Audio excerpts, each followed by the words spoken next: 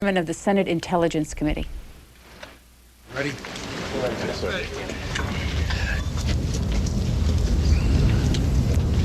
Not since Pearl Harbor has the United States been attacked in its own territory as we were today.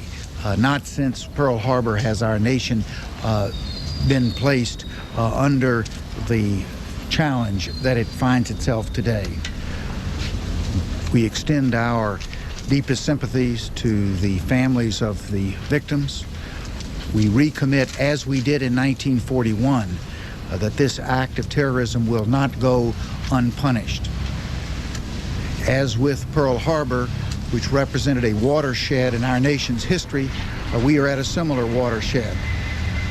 From times in the future, we will look back and see September the 11th, 2001, as a point of demarcation in our nation's history. It will be a time of a loss of innocence and an awareness of the fact that we are not vulnerable from terrorist attacks. And it is not a potential, it has now become a tragic reality. We here in Washington will be challenged to re-examine what will be necessary to protect the citizens of America in this new reality. In my opinion, as a result of several years of analysis of the state of our intelligence community, there are priorities that we need to pursue aggressively. First, we need to recognize that terrorism is our number one priority in terms of threats to our national security. We must treat terrorism as the number one priority, not as a peripheral potential. In order to do so, we must reacquire the intelligence capabilities which we have lost, beginning with the human intelligence. We no longer can rely, as we did during the Cold War, on machines as the means by which we gather our information. We have to have human beings who are diverse to represent so that they can properly infiltrate the diversity of our potential adversaries. They must be human beings who are skilled particularly in the new technologies that they are going to have to be able to apply in order to provide effective human intelligence. And they're going to have to be more numerous in order to cover the number of potential areas of threat.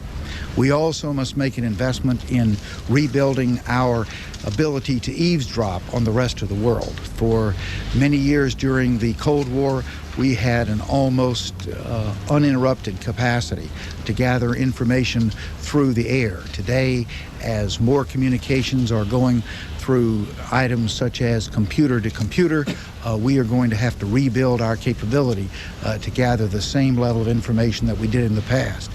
We also must make a greater investment in the analysis of the intelligence information that we gather so that we can sift out of the haystack of material that we gather those needles that will point us in the direction of our potential adversary so that we can intervene before the act, not just write the history of the action.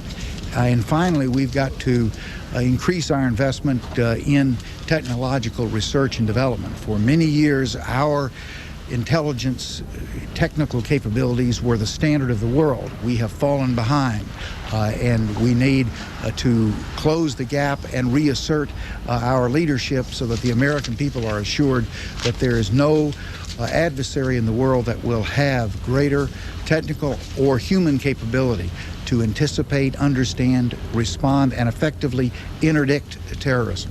Those are the challenges that are before us.